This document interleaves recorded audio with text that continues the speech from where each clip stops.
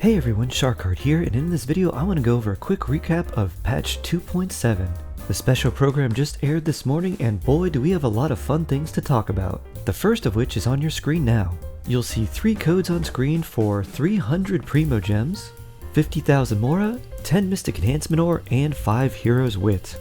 Please note these codes are only good for 24 hours, so make sure to enter them quickly. And if you need help, watch to the end of the video where I'll show you how to enter them into your account. But there's plenty of other exciting things besides the 300 Primogems coming in 2.7, so let's talk about them. The first of which are new characters. We've got one new 5-star and one new 4-star character. The new 5-star character we're getting is Yelan, a Hydro Bow user from Liyue who also apparently is a secret agent. Yelan was described in the livestream as a DPS with sub-DPS capabilities, though she probably will be used as sub-DPS for most teams. Yelan's elemental skill has her run around, Naruto style, and wrap up enemies in a ghost form. This rapid movement not only ties enemies up, but then explodes for hydro damage after she releases. It looks like she generates around 3 to 4 particles from this skill, so energy generation might be okay. Her elemental burst throws up a bunch of dice, which then continue to shoot a bunch of water arrows at the enemies whether Yelan is on the field or off the field. This obviously makes her very similar to Xingqiu, but will she be as broken as busted as he is? Well, it's hard to say, because Xingqiu offers a lot more than damage. He offers tons of different utility. From damage decrease to damage interruption to a slight bit of healing to hydro shred to a bunch of other things with his constellations, it would be hard for Yelan to match his level of utility and damage and usefulness. But hey, having a second Xingqiu seems like it could be pretty useful. But as always, don't make your decisions about a character unless you really love them right away. Wait for about a week or so. She's going to have her own character story, as well as a special test realm, so you can test her out before you decide if you want to wish for her. Granted, those environments aren't the best for testing how strong a character is, but it will give you a good feel for them. And if you like her playstyle and think that she'll fit well on your team, then she might be worth rolling for. Just don't roll for her day one, because you might realize that she's not what you wanted or expected, you don't really have a good place for her, you don't really like how she plays, and then you'll just end up feeling disappointed and sad, and that's never good. The next new character we're getting is Kuki Shinobu, a 4-star Electro Healer. This will be our first Electro Healer, and she's kind of interesting because she sacrifices her own HP to heal other characters. She also has some split scaling with Elemental Mastery, so I wonder how good she'll be with EM. Could be interesting for reactions, but who knows? I don't think it'll actually be that powerful. It just makes it so EM will not be as wasted of a stat on her. Now, as far as the banner order, the first part of patch 2.7, which will run for 3 weeks, will have Yelan and Zhao. That's right, Zhao's getting another rerun, and him and Yelan will be on the first part of the 2.7 banner. On the second half of patch 2.7, we'll see Itto get his first rerun. And on Itto's rerun banner will be his deputy, Kuki Shinobu. Just as a side note, these characters' auto-attack animations look amazing, the way Yelan kicks her bow and the way Kuki Shinobu backflips and throws a bunch of swords on the ground.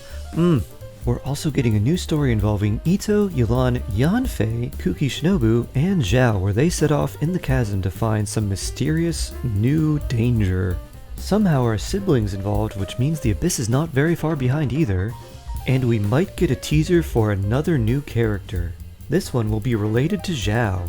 There was a 4-armed purple Electro Yaksha that disappeared without a trace, and it seems like this Yaksha might be making an appearance in the storyline in the Chasm. You might also notice that Zhao's specialized artifact, the Vermilion Hereafter, is a strange shade of purple that could match with this potential Yaksha. We'll see. But beyond this overall story, we've got a few character-specific stories that are coming in 2.7 as well. The first of which is a Yelan story quest, and the second of which is a hangout with Kuki Shinobu. You should be able to playtest both of these characters in their respective stories, so make sure you do that before you make a decision on whether you want to invest a lot of Primogems into them. The next big event is called Perilous Trail. This is a special fighting event where you have to choose your special team to take on waves and waves of enemies. However, you're not going to be able to use your team consecutively, as some of the team members will be unable to use after certain waves, or you might only be able to pick a few team members and then have several other members be completely randomized. But if you don't have really strong teams, I wouldn't worry too much, because it looks like they're going to give you about 9 characters to build teams from, as well as a few bonuses to make your teams even stronger. The Perilous Trail event will be the main event for patch 2.7. And for our rewards, we'll get a Crown of Insight as well as a free new 4-star bow that we can refine to 5 for free. Another event we've got coming is a rhythm game with the Arataki gang. In this rhythm game, we're going to get a special drum that we need to pound out a bunch of beats for. What's really unique about this rhythm event compared to other rhythm events in the past is that we can actually adjust the timing of when the notes hit. So if you're someone who has frequently experienced lots of lag, this would be great for you. It would also be great for mobile players, as sometimes things don't sync up very well. Another new addition is the ability to make our own musical score for other people to challenge. We can make our own rhythm game for people, and as long as we can beat the game with a certain score, then we can send it out for everyone to play as well. So this will be a unique take on an old challenge that we've had before. The next event we have is the Core of Apparatus. In this event, we're going to make little tiny robots. We're going to go around the world looking for their components, and then we can assemble different components to make different types of robots that we can place in our Teapot. And oh, by the way, if you didn't get the notice, we can finally make things in our Teapot in patch 2.7 again, so finally, I know a lot of people have been waiting to put things in there, we can finally do it.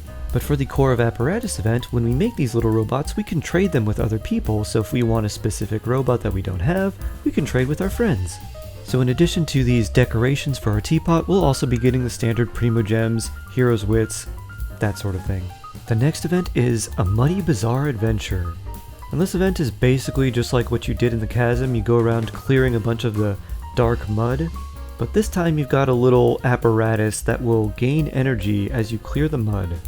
You'll have to fight enemies while charging this apparatus, or complete other quests like guiding a balloon, which is everyone's absolute favorite event, I know. But as you build and level up this apparatus, it will help you as well by shooting out big lasers or shockwaves or other things that could help you complete the event better. There will also be a couple new weapons introduced, the Aqua Simulacra and the Fading Twilight.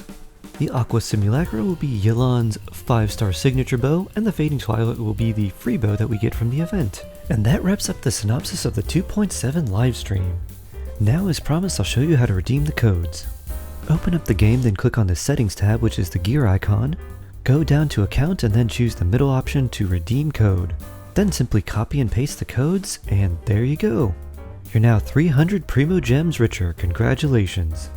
I'll also have the codes in the description below so you can just copy and paste from there. I hope this was helpful, everyone. Please let me know your thoughts on 2.7 below. What are you most excited for? I'm personally really excited that we can use our Teapots again.